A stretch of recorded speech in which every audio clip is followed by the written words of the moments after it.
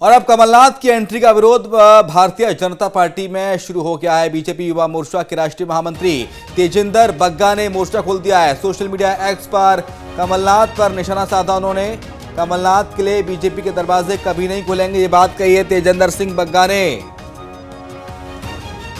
एक और जहां पर कमलनाथ बीजेपी के ज्वाइन करने की खबर है, कमलनाथ और नकुलनाथ बीजेपी ज्वाइन कर सकते हैं, तो ऐसे में भारतीय जनता पार्टी के अंदर से विरोध की बात सामने आ रही है। तेजिंदर बग्गा का ट्वीट, बहुत से मित्रों के फोन आ रहे हैं कि वो कमलनाथ के बारे में पूछ रहे हैं। आगे तेजिंदर बग्गा लिखते हैं एक्स हैंडल पर, मैंने उनसे फोन पर भी कहा है और यहां भी कह रहा हूं, सिखों के हत्यारे और हिंद की चादर गुरु तेग बहादुर जी के गुरुद्वारे रकाबगंज साहिब को जलाने वाले कमलनाथ के लिए बीजेपी के दरवाजे ना खुले थे ना खुले हैं। पीएम मोदी जी के होते हुए कभी ऐसा नहीं हो पाएगा, ऐसा मैं आप सबको भरोसा दिलाता हूं, जो तेजिंदर बग्गा ने कहा है। और गौरव ज्यादा जानकारी के लिए हमारे साथ हमारे सहयोगी इस वक्त जुड़ गए हैं। गौरव खबर को विस्तार देंगे। गौरव, देखिए, कांग्रेस छोड़कर बीजेपी ज्वाइन करने की खबरें सामने आ रही हैं कि कांग्रेस पार्टी के पूर्व पीसीसी चीफ मध्य प्रदेश के कमलनाथ, उनके बेटे सांसद नकुलनाथ बीजेपी ज्वाइन कर सकते हैं। तो वहीं भारतीय जनता पार्टी के अंदर ही देखिए इस बात का विरोध शुरू हो गया है और तेजिंदर बग्गा का ट्वीट सामने आया। वो कह रहे हैं कि सिखों के हत्यारे भारतीय जनता पार्टी ज्वाइन नहीं कर सकते और प्रधानमंत्री नरेंद्र मोदी ऐसा कभी नहीं करेंगे।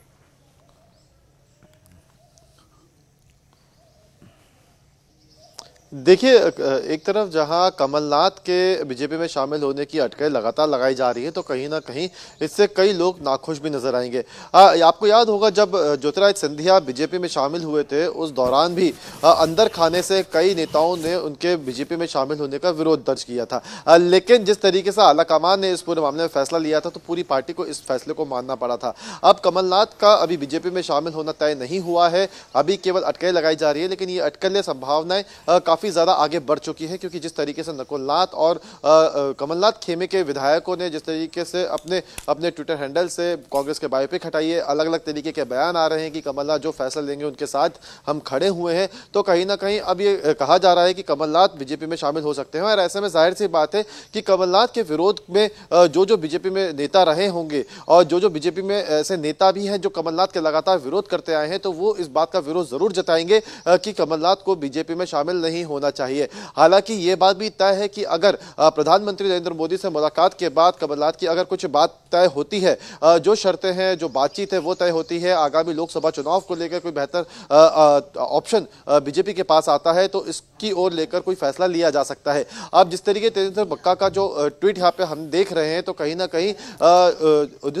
जब सिख दंगे हुए थे उस दौरान कमलनाथ उस मामले में आरोपी बनाए गए थे। हालांकि बाद में मामले में क्लीन चिट भी दी गई, मामले में बरी भी हुए, लेकिन इसके बावजूद आज भी उनके ऊपर उस दंगों को लेकर कई तरह के सवाल उठाए जाते हैं और कहीं ना कहीं सिख समुदाय उस हादसे को नहीं भूल पाया है, उन दंगों को नहीं भूल पाया है। तो कहीं ना कहीं अब कमलनाथ की बीजेपी में शामिल होने को लेकर इस तरह का विरोध देखने को मिल रहा है। लेकिन देखिए, मैं आपको एक बात और बताना चाहूंगा कि अभी विरोध का ये एक पहला ट्वीट हम देख रहे हैं, लेकिन ये बात भी तय है कि जैसे जैसे उनके बीजेपी में शामिल होने की अटकलें सामने आती जाएंगी, तो कहीं ना कहीं उनके इस शामिल होने को लेकर विरोध भी कई नेता हमें करते हुए नजर आएंगे, क्योंकि कमलनाथ एक ऐसे नेता है जिन्होंने अपनी पूरी जिंदगी कांग्रेस की राजनीति में बिताई है। और एक तरफ जहां कांग्रेस के साथ वो लगातार खड़े रहे हैं, तो वहीं जब बीजेपी विपक्ष में हुआ करती थी, जब जनता दल नामक पार्टी हुआ करती थी, उस दौरान भी लगातार वो कांग्रेस के साथ खड़े रहे और अपने विपक्ष में जो उस दौरान देखिए गौरव, पुराने आरोप इन सब से कोई फर्क नहीं पड़ता मुझे लगता है, क्योंकि राजनीति तो फायदे का खेल है,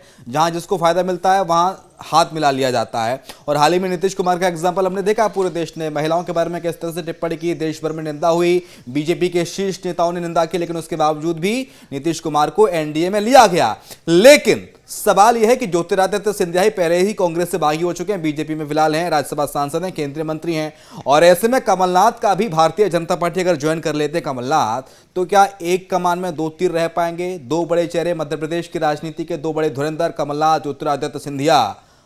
वो भी एक दूसरे के धुर विरोधी, एक ही दल में।